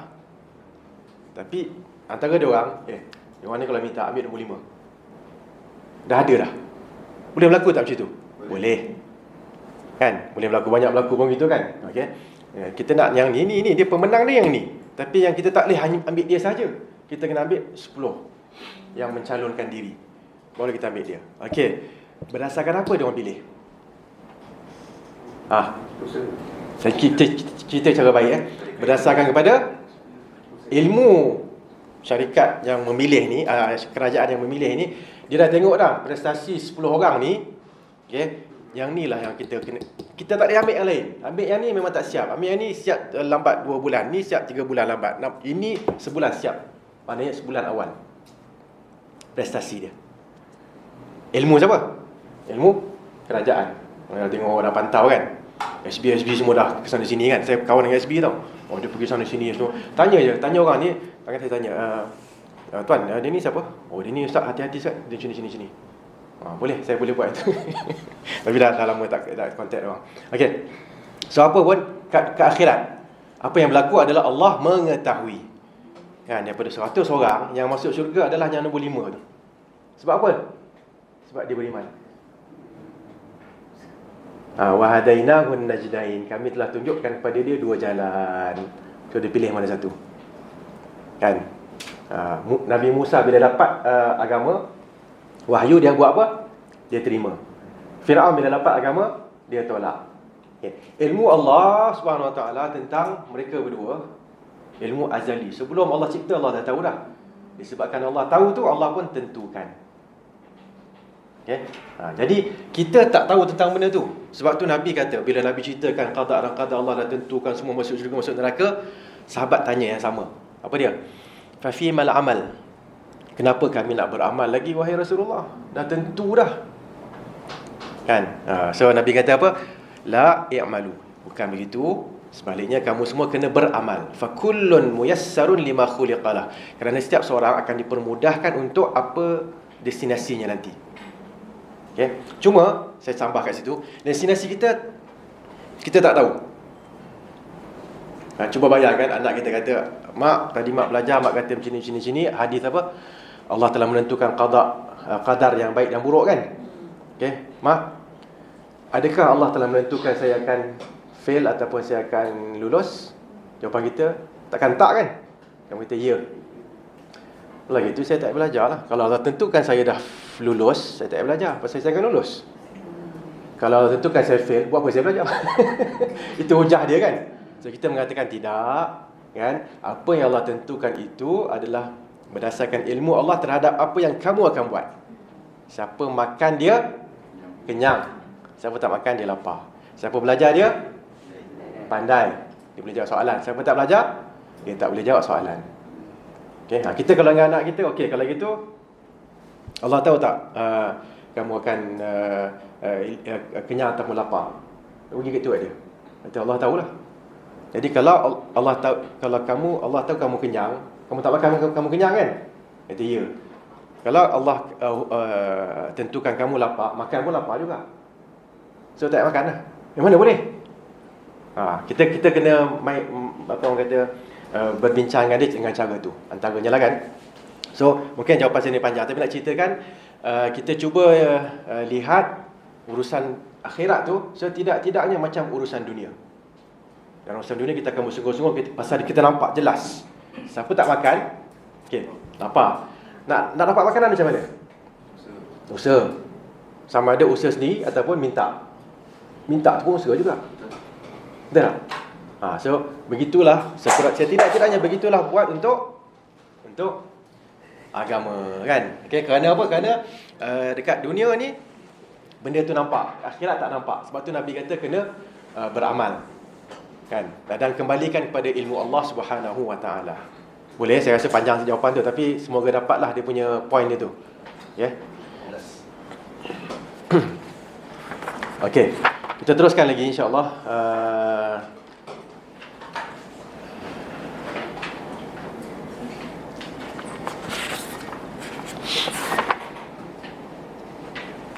Okey. Ayat ataupun barisan terakhir, wa minan nasi may yujadilu fillahi bighairi ilmin wala hudan wala kitabim munir. Ada orang yang akan membantah tentang keesaan Allah tanpa ilmu atau petunjuk dan tanpa kitab yang memberi penerangan. Dan ini senang nak buat. Nak kritik senang. Betul tak? Nak kritik senang. Okey. Tapi kita kena ingat, ada kritikan orang, dia kritik itu je. Kan, saya tak nak percaya. Kan? Apa yang kamu cakap semua tak betul. Kan? Okey. Dia akan termasuk dalam salah satu daripada yang ini, iaitu pertama, yujadilu fillah, dia berjidal ataupun dia menolak, dia berdebat kan, bighairi ilmin, tanpa ilmu. Dan ini paling senang sekali. Betul tak? Paling senang sekali nak lawan orang tanpa ilmu. Okey. Dan biasanya kalau kita nak lawan orang tanpa ilmu, kan, kita mungkin boleh kalah lah. Kan, kita dengan segala syarat dan syarat-syarat kita, apa dia term and condition. Dia tak ikut term, tak ikut condition. Bila nak lawan tu, kita tak pukul muka, tak pukul kemaluan apa semua. Dia semua dia pukul kita, kalah lah kita. Betul tak? Okey. Jadi dengan itu golongan yang pertama. Dia akan lawan kita tanpa ilmu. Yang kedua, tanpa hidayat, tanpa petunjuk. Kan? Yang ketiga, wala kitabim munir. Tak ada pula wahyu daripada Allah SWT berkaitan dengan urusan-urusan yang berkaitan agama ni. Dia cakap gitu je, senang-senang je cakap. Okay, Ustaz, saya datang pada Ustaz ni, walaupun rupa saya ni lelaki, tapi dalam saya perempuan. Macam mana kau nak cakap? Kan? Okey, takkan suruh tunjuk kan? Okay. Kita kata okey, baik, apa yang berlaku sebenarnya? Apa problem dia? Kata Ustaz, Ustaz dengar memang saya dengar. Sebenarnya macam ni Ustaz. Jadi lelaki dalam perempuan kan? Okay. Sebenarnya Ustaz, saya ni, mak saya nak sangat anak perempuan. 5 orang anak semua lelaki. Jadi saya lah jadi mangsanya Ustaz. Dia layan saya macam perempuan Ustaz. Sampai saya pun perasaan macam perempuan sekarang ni. Kita pun call kawan, okay meh, tolong teman aku kat sini. Kan? Duduk kat sebelah kan. Lelaki kan, tapi perasaan dia perempuan. Susah kita kan. Okay, pensyarah pula ada bilik khas, boleh tutup kan. Tapi tak boleh. Buka pintu masuk orang, okey. Okey, apa masalah? Okey, cerita itu, okey, salah mak bapak lah ni. Okey, sekarang ni salah mak bapak tu dah jelas. Tahu kan? Dia tahu. Sekarang ni, kamu tahu tak benda ni salah? Saya tahu, sebab tu saya tanya Ustaz. So kita kata kat dia, kalau kamu dah tahu benda tu salah, okay, kamu kena berubah. Bersedia tak nak berubah? InsyaAllah bersedia. So kita bagilah apa jalan dia nak berubah. Okay? Nak berubah kena buat begini. Antaranya tak boleh kawan lah dengan kawan-kawan yang macam tu lah. Kena pindahkan semua. Kena bina, mungkin kena makan hormon apa benda semua, pandai-pandai lah kan. Adalah benda-benda kita akan suruh dia buat. Tapi nak ceritakan bagaimana dia berhujah kan. Dia salah satu daripada 3 ni. Bighairi ilmin, tanpa ilmu. Kan? Dia akan kata, Ustaz, salah ke saya? Kan? Allah yang jadikan saya begini. Itu hujah dia. Bighairi ilmin. Ataupun yang kedua, wala hudan, tanpa hidayat. Dia ingat benda tu macam betul. Ustaz, Allah yang cipta saya macam ni. Allah cipta saya ke Ustaz? Ya memanglah. Takkan syaitan cipta kamu kan? Okey. Baik, maknanya Allah redalah dengan apa yang saya buat. Kan kita masuk cerita qada qadar. Apa yang Allah cipta ialah apa yang Allah nak berlaku. Tapi apa yang Allah redha adalah apa yang Allah perintahkan sahaja. Faham ke tak ni? Kan? Okey, Allah cipta Nabi Musa dengan Firaun. Okey, Firaun buat apa? Mengaku Tuhan. Allah perintahkan benda tu? Tak, Allah larang benda tu. Jadi Allah nak Firaun dicipta, tapi Allah suruh Firaun sembah Allah, dan Firaun tak ikut. Okay? Jadi bila Firaun buat benda tu, Allah redha tak? Allah tak redha. Contoh lain mudah sikit. Firaun jauh sangat. Ada orang datang mencuri. Kita pun tangkap dia, bawa kepada Umar bin Al-Khattab. Okay? Umar kata potong tangan. Amirul Mukminin, saya curi ni kerana Allah dah tentukan saya mencuri. Mana boleh potong tangan saya? Cuba jawab.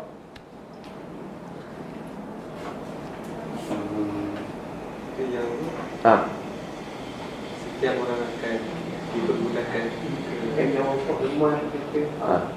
Allah juga mentakdirkan aku. Ya. Allah menentukan kau apa? Mencuri kan? Ini hujah yang kiranya hujah tak betul lah.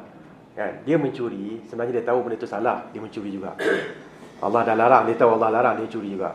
Kalau kena tangkap, kenalah tengok cek betul memang kau mencuri. Kan? Hukumannya zaman Umar tu adalah potong tangan. Tapi dia saja nak berhujah lah, mungkin mana tahu lepas kan. Kan? Tak lawan dengan silap orang lah kan. Kita mungkin dengan Umar bin Al-Khattab dia dah buat gitu. Kan? Okay, saya mencuri ni kerana Allah dah tentukan saya mencuri. Adakah tuan nak hukum saya mengikut apa yang Allah tentukan? Umar jawab, sebagaimana Allah tentukan kau mencuri, Allah tentukan aku potong tangan kau. Mari sini, potong. Okay. Jadi qada-qadar ni kita tak boleh berhujah dalam maksiat. Kita hanya boleh berhujah dalam musibah. Qada-qadar Allah mentakdirkan kereta aksiden. Allah mentakdirkan kamera rosak. Semoga tak berlaku lah kan. Okey.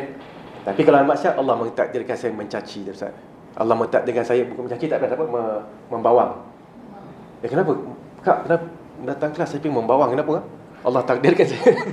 Allah takdirkan. Ustaz nak buat macam mana? Maksiat ni pilihan, Ustaz. Maksiat tu pilihan. Musibah ni dia bukan pilihan. Ada orang bawa kereta melanggar orang. Innalillah. Pasal tak lama tak sebut. Boleh? Tak ada. Dia takkan buat yang tu. Dia akan berlaku baru dia akan sebut innalillah. Qaddarallahu ma syaa. Apa yang Allah takdirkan, Allah akan laksanakan. Okey. Kalau kita buat maksiat, kemudian kita berhujah dengan qadar, kita telah dah ikut siapa? Kita dah ikut iblis. Kan?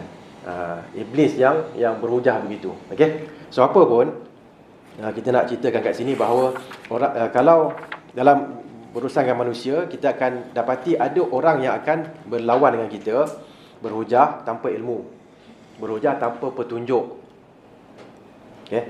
Ataupun tanpa ada dalil daripada kitab, daripada Al-Quran ke mana, tak ada. Dia akan berhujah kosong gitu, dia lawan kita. Sebab itu Imam Syafi'i mengatakan, kalau saya berhujah dengan orang yang ada ilmu, saya akan menang. Tapi kalau saya berhujah dengan orang yang tak ada ilmu, saya tak boleh menang. Okay? Itu yang tadi tu kan, yang Luqman kata nak memahamkan orang bukan senang. Kalau dia ada kemahiran, dia ada persediaan untuk memahami, senanglah. Tapi kalau dia tak ada persediaan nak faham, macam mana kita nak fahamkan dia? Tak boleh, Allah kata macam ni kan, kita kata tapi dia ada tapinya. Tapi itu zaman Nabi. Zaman kita lain pula dah kan. Saya nak kata macam mana? Kita kena buat ibadat seterus sampai mati. Yang kita cakap kat dia kan, bukan zaman Nabi sahaja. Tapi ustaz juga cakap yang dia adalah hujah-hujah yang dia cakap begitu je. Ikut suka dia, logik akal dia sahaja kan. Okay? So dengan orang macam ni, kita kena bersabar. Dan kita kena apa? Kita kena sentiasa berdoa, berusaha untuk dia, Allah fahamkan dia, insya-Allah. Okey. Allah SWT. Okey.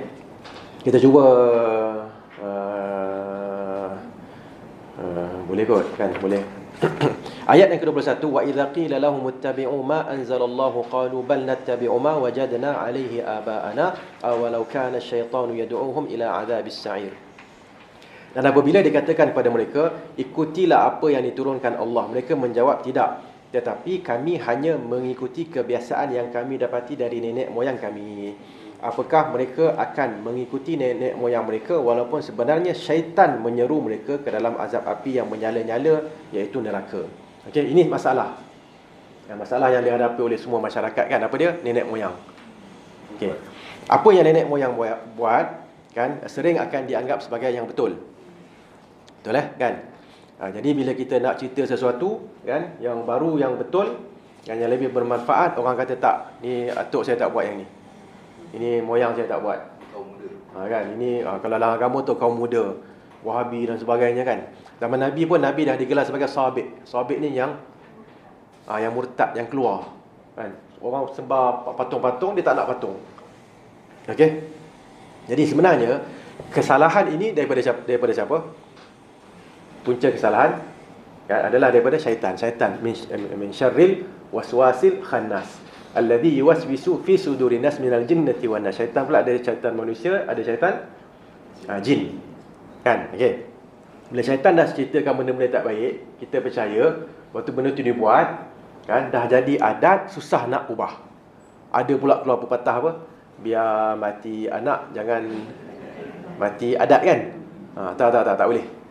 Biar mati adat tu, anak jangan mati. Kenapa? Kerana Nabi pun cakap, kan, membunuh seorang Muslim ni lebih teruk daripada menghancurkan Kaabah. Bayangkan dia. Yalah, Muslim, katalah anak kita Muslim kan, biar mati anak, biar betul, tak boleh. Kan? Ya. Itu bahasa yang tak boleh pakai. Pada saya lah, pada orang lain saya tak tahu. Pada saya tak boleh. Kan kalau dia agama tidak begitu. Ada adat yang kita kena ikut walaupun menyebabkan kematian kita. Tak ada.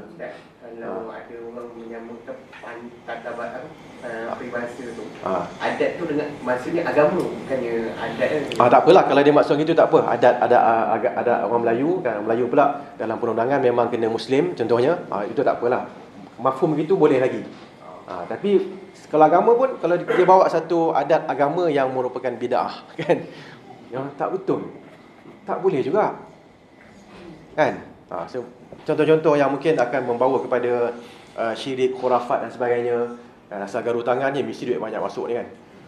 Sebenarnya khurafat ni bukan Malaysia je. Saya tengok Algeria, kan, Nigeria, semua-semua. Arab pun itu, garu tangan. Kalau cakap Tak boleh lah, tak boleh. Memang dia khurafat. Cicak bunyi. Apa tu apa dia? Oh, benar apa dia cakap. Pandai betul cicak tu kan. Membenarkan tu dengan cicak. Ataupun telan air liur, mana yang lebih kuat lagi? Kalau kanan tak saya lupa lah. Kalau kiri kuat, itu betul lah apa yang kita nak buat ni. Kalau kanan yang kuat, jangan buat. Ini semua tatayur. Tatayur apa bahasa Melayu? Pantang larang yang menyalahi agama, so tak boleh buat. Okey. So Ustaz, hari ni saya rasa macam tak boleh keluar Ustaz hari ni. Kenapa? Kalau mak saya cakap dulu macam ni, kalau bangun-bangun tu sakit kaki kanan, tak ada apa-apa, jangan keluar. Kan? Contohlah kan, itu semua adalah tatayur yang dilarang. Okay, kalau berlaku macam mana? Qaddarallahu ma syafa'al. Ini adalah takdir daripada Allah. Bukannya kaki aku sakit apa semua khurafat tu kan. Okey, kalau zaman dulu ada kalau Arab lah ada apa? Burung hantu. Kalau Melayu apa? Gagak kot. Ada. Burung hantu juga. Gitulah macam-macam kan. Kalau apa? Kucing hitam kan. Kucing hitam lalu benda-benda itu semua itu tak ada. Itu tak dalam Islam, itu adalah khurafat, kepercayaan khurafat, maksudnya tahayul. Kan, takhayul maknanya. Takhayul maknanya kita pakai baju terbalik tak dapat rezeki. Pakai baju terbalik apa? Rezeki banyak. Rezeki tak dapat. Oh, rezeki tak dapat. Okay. Benda-benda itulah tak payahlah kan. Kita usaha elok-elok kan. Dia masak tak ikut spek. Masak nasi lemak macam masak nasi kosong. Mana orang nak beli? Contohlah kan. Dia betul marah. Oh, saya pakai baju terbalik. Tak ada, dia bukan masalah tu. Pasal resepi tu tak betul kan. Contohlah kan. Ya. Kadang-kadang jadi gitu kan. Dia kaitkan dengan benda-benda yang tak ada kaitan. Ada kita jumpa baby, kat sebelah baby tu ada penyapu. Kita fikir, wah, kecil-kecil dah ajar kebersihan kan? Tak, itu penyapu tu adalah untuk nak menghalau syaitan. Bila masa pula syaitan takut dengan menyapu. Kadang-kadang benda itu tau. Dia kita tengok binatang tengah mengandung, kata apa ulah apa tu. Boleh dia anak ikut kenan. Wallahualam. Itu pun satu masalah jugalah kan. Tapi orang kata kalau orang mengandung ni dia memang sensitif lah kan. So jangan buat nihaya lah kat orang mengandung ni kan. Dia jaga dia elok kan. Okey. Tapi kat mana pun apa dia panggil lah. Kalau benda yang jelas khurafat tu tak sah. Tak payah kan. Okey. Baik, seterusnya dan mereka ni orang yang berpegang pada adat yang kiranya melampau, tradisi yang melampau ni kan. Bila kita cakap je okey, adatnya begini tapi sepatutnya begini. Kan? Dia akan kata tak, kita nak ikut adat. Kat sini kadang-kadang kita akan menghadapi masalah dari sudut nak menyampaikan tu. Kan? Dan yang kita kena buat adalah kita sampaikan sahaja. Kita tak boleh paksa orang.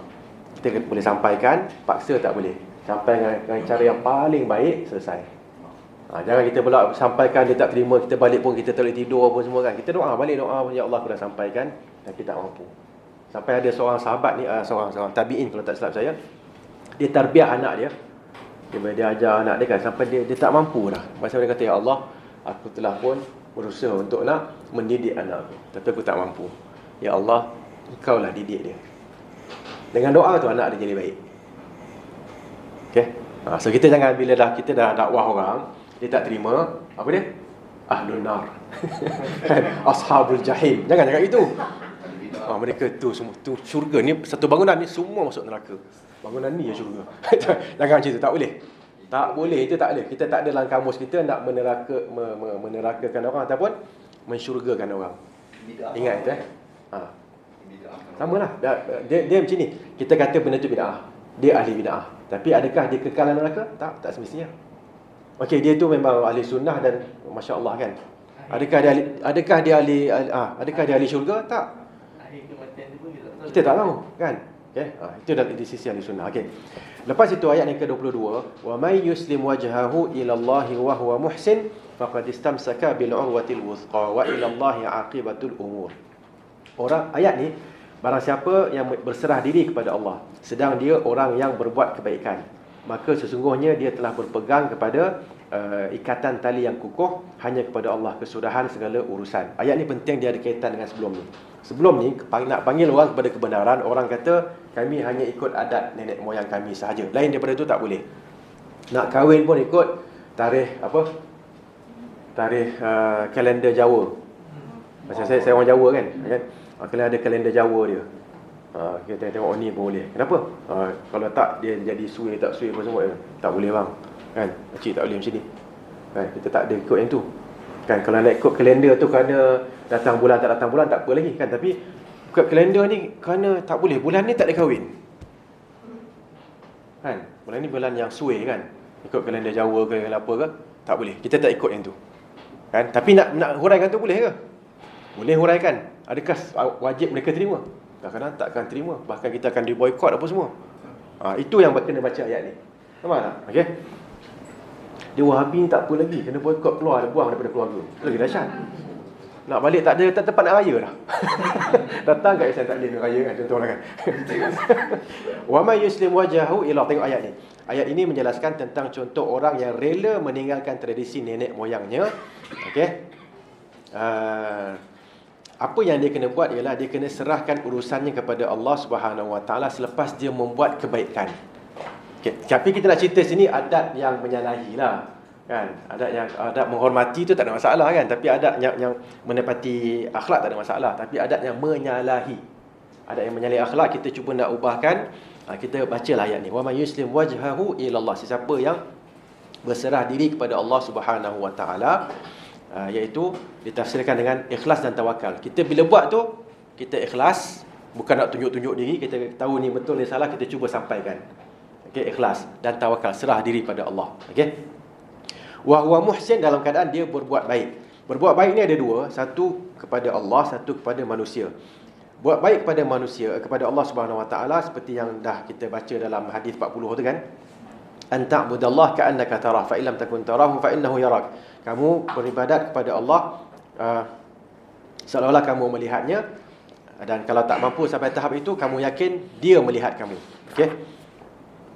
Jadi siapa yang dapat buat ini kan, dia bila dia sampaikan kebenaran tu, dia tak kisahlah. Kan, saya buat ni kerana Allah. Saya tahu Allah melihat saya. Kan? Jadi sebab tu saya nak buat benda ni. Okey. Masa tu kalau orang puji dia tak kisah pujian. Kalau orang maki hamun dia pun dia tak kisah juga. Kena ingat yang tu. Okey. So kena hati-hati kat sini.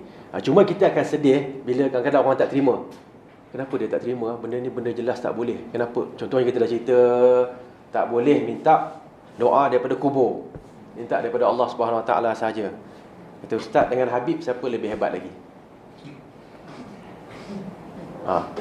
Habib lah, pasal Habib tu keluarga Nabi, kita keluarga Jawa campur Minang je kan. Tak jalan lah kan. Tapi kita kata takkan tak nampak kan, tak jelas, takkan tak ada orang tak, kita rasa sedih kenapa dia orang tak terima kan. Tapi benda tu akan berlaku pada kita kan. Kita akan bagi nasihat, orang tak terima. Itu benda biasa. Kita sedih kerana dia tak terima, tapi jangan sampai kita terlalu sedih sangat sampai kita tinggalkan dakwah. Tak, terus memberikan nasihat. Okey. Kalau orang puji pula kan, kalau orang puji saya akan mengajar. Kalau orang tak puji saya tak mengajar. Kalau penuh saya mengajar, kalau tak penuh saya tak mengajar. Kan? So kita cuma kena buang. Seorang datang pun saya ajar juga. Ajarlah kan. Walaupun rasa sedih orang tak datang kan, tapi ajarlah. Pasal dia datang nak belajar. Kan, Syekh Ibn Uthaymin, dia belajar dengan guru dia. Siapa dia? Syekh Abdul Rahman As-Sa'di. Syekh Abdul Rahman As-Sa'di masyhur. Ibn Uthaymin lagi masyhur kan. Masa dia pernah sekali dia datang kelas, dia seorang je. Syekh Ibn Uthaymin datang seorang dekat kelas. Kan, dekat Buraidah sana, Buraidah dekat bahagian Qasim, dekat sebelah Riyadh sana lah kan. Kata dia orang pelik, kata Syekh, saya datang seorang pun Syekh mengajar saya. Kata apa, saya tak tahu kan, ini batinnya kan, bahawa mungkin bila saya ajar kamu ni, kalau dapat ilmu, kamu boleh beri manfaat kepada orang ramai. Dan itu yang berlaku. Syekh Ibn Uthaymin, buku dia sampai sekarang kan, buku dia tersebar dalam pelbagai bahasa kan. Okey. Sepegang kan masa tu. Ya. Betul. Okey, so dengan itu lepas tu pula kebaikan. Muhsin, ihsan kepada Allah, ihsan kepada manusia apa dia? ihsan kepada manusia, kita kena berbuat baik. Artinya kita kena sentiasa sampaikan benda yang baik kepada manusia. Kita nampak dia buat tak betul, dia buat salah kan, kita kena, apa ihsan kita? Ceritakan yang betul. Okay. Kalau orang tu tak ada harta, kita nak bagi, senang orang nak terima kan. Tapi kalau orang tu buat salah, kita nak tegur, susah. Okay. Sebab tu Syekh Al-Albani dia rahimahullah mewasiatkan, kalau nak tegur orang, tegur dengan cara yang lembut. Tegur dengan cara yang lembut. Tak kira lah siapa pun, suami ke, isteri ke, bapa ke, mak ke, dan profesor ke, anak murid ke, anak ke, anak saudara ke, tegur cara yang lembut. Kenapa? Dia kata kalau kamu tegur dengan cara yang keras, kan, dia dah dapat 2 tamparan. Satu, apa dia? Dia dah buat satu benda salah kan, dalam keadaan dia mungkin ingat benda tu betul. Kalau dia buat maksiat, ni bukan maksiat ni nak cerita benda yang adat yang mungkin dia rasa betul, kan? Ataupun bahasa lain, mungkin dia buat satu bid'ah yang dia rasa benda tu adalah benda baik, dapat pahala, kan? Tapi kita nak ceritakan benda tu, tegur cara betul. Okay. So kita kata kat dia apa? Satu, kita kena tegur cara. Kenapa? Kalau kita tegur cara yang salah, dia dah 2 kali kena tampar. Orang 2 kali kena tampar, dengan sekali kena tampar, mana lebih sakit lagi? Okey, apa tamparan pertama? Tamparan pertama, salah.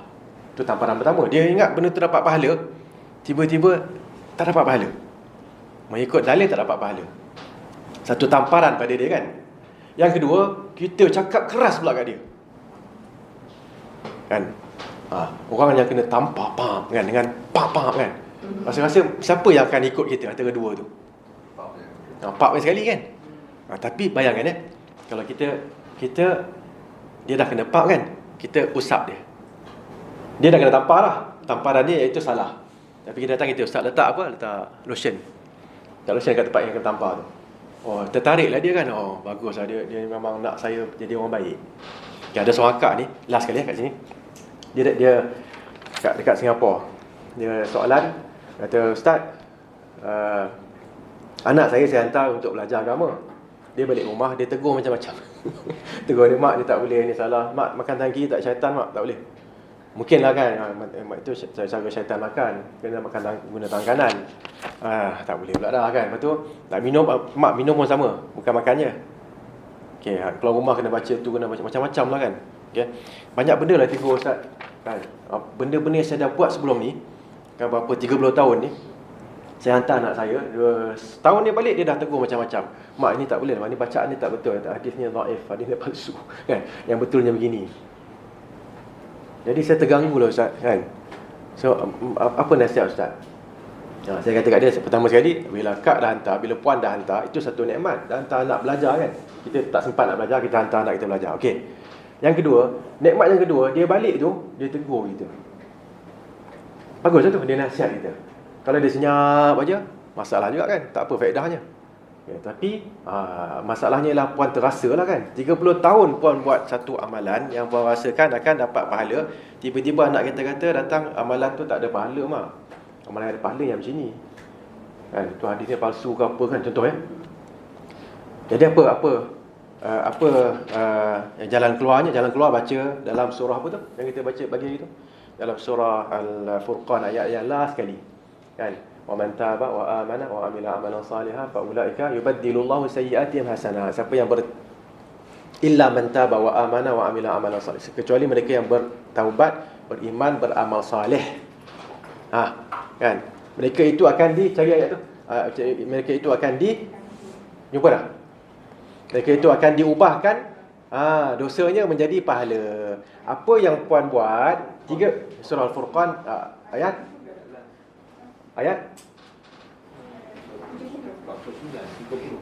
cari dulu ayat tu. Illa man taba wa amana, ayat apa puan? Ayat 70. Surah Al-Furqan ayat 70. Ayat ni ayat disebutkan oleh ulama kita ayat yang paling memberi semangat untuk kita bertaubat. Arja ayat yang paling ada membawa sifat raja. Raja ni pengharapan, memberikan pengharapan. Kita dah buat salah kan, 30 tahun buat salah kan, tiba-tiba yang betulnya begini. Ya Allah, aku bertaubat, aku tak tahu yang ni salah, aku bertaubat, aku nak buat yang betul. 30 tahun yang salah ni, dia akan menjadi apa? pahala. Bayangkan. Tak adanya, dia tak akan hilang begitu, tak. Allah akan gantikan menjadi pahala. Jadi puan kena bersyukur bila anak puan ajar puan yang betul dan puan pun ikut yang tu. 30 tahun ni bukan dosa jangan risau. Pahala puan. Wah, baru dia lega kat situ kan. Saya pun lega lah pasal dia terima. Kalau tak terima, tak tahu hujah apa nak bagi.